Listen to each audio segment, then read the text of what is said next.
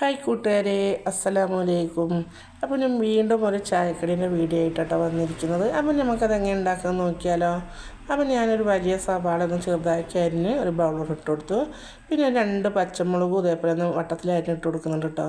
പിന്നെ കുറച്ചധികം ഇഞ്ചി ഒന്ന് കൊത്തി അരിഞ്ഞ് അത് ഇട്ട് കൊടുക്കുന്നുണ്ട്. അപ്പോൾ ഇഞ്ചിയൊക്കെ നിങ്ങൾക്ക് കൂട്ടും കുറക്കുകയൊക്കെ ചെയ്യാം കേട്ടോ. ഞാൻ അധികം എടുത്തിട്ടുണ്ട് ഇഞ്ചി.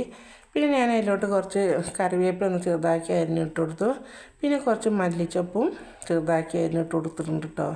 ഇനി നമ്മൾ രാവിലെയൊക്കെ ഉഴുന്ന് ദോശൻ്റെ മാവൊക്കെ ബാക്കി ഉണ്ടാവില്ല, ദോശയൊക്കെ ചുട്ട് കഴിഞ്ഞാൽ. അപ്പോൾ ഞാൻ ആ മാവ് ഒരു കപ്പ് ഒഴിച്ച് കൊടുത്തിട്ടുണ്ട്. പിന്നെ ഞാനൊരു 3 വലിയ സ്പൂണ് ആട്ടപ്പൊടിയാണ് എടുത്തിട്ടുള്ളത്. അപ്പോൾ ആട്ടപ്പൊടി ഇട്ട് കൊടുത്തു. പിന്നെ ഞാൻ അതിലോട്ട് കുറച്ച് ബീഫ് മസാലയും കുറച്ച് ഗരം മസാലയും പിന്നെ കുറച്ച് മുളക് പൊടി ഇട്ട് കൊടുത്തിട്ടുണ്ട്. പിന്നെ ആവശ്യത്തിനുള്ള ഉപ്പും കുറച്ച് ബേക്കിംഗ് സോഡ ഇട്ട് നന്നായിട്ടൊന്ന് മിക്സാക്കി എടുക്കുന്നുണ്ട് കേട്ടോ, കൈ കൊണ്ട് തന്നെ. പിന്നെ ഞാൻ കുറച്ചീച്ച് അതേപോലെ ഒന്ന് വെള്ളം കുറച്ചീച്ച് ഒഴിച്ച് നമ്മളെ പക്കവടൻ്റെയൊക്കെ ആ രൂപത്തിലൊന്ന് മാവാക്കി എടുത്തു കേട്ടോ. ഇനി നമുക്ക് ചൂടായ എണ്ണയിലോട്ട് ഇതൊന്ന് സ്പൂണിനോടൊന്ന് കോരി ചെറുതാക്കി ഇട്ട് കൊടുത്ത് ഒന്ന് വറുത്ത് കോരി എടുക്കാം കേട്ടോ.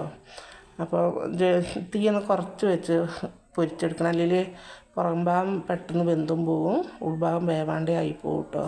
അപ്പോൾ നല്ല ഗോൾഡൻ നിറയാകുമ്പോൾ നമുക്കൊന്ന് കോരിയെടുക്കാം. മുരിഞ്ഞ് വരുമ്പോൾ നല്ല സ്മെല്ലാണ്. നമ്മൾ ബീഫ് മസാലയും ഗരം മസാലയൊക്കെ ഇട്ട് കൊടുത്താൽ ഭയങ്കര നല്ല സ്മെല്ലാണ് കേട്ടോ.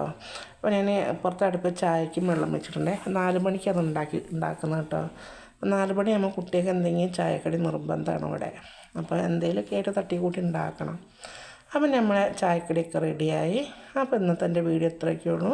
എൻ്റെ വീഡിയോ ഇഷ്ടപ്പെട്ടാൽ സബ്സ്ക്രൈബും ലൈക്കും കമൻറ്റും മറക്കാതെ ചെയ്യണേ. Thank you.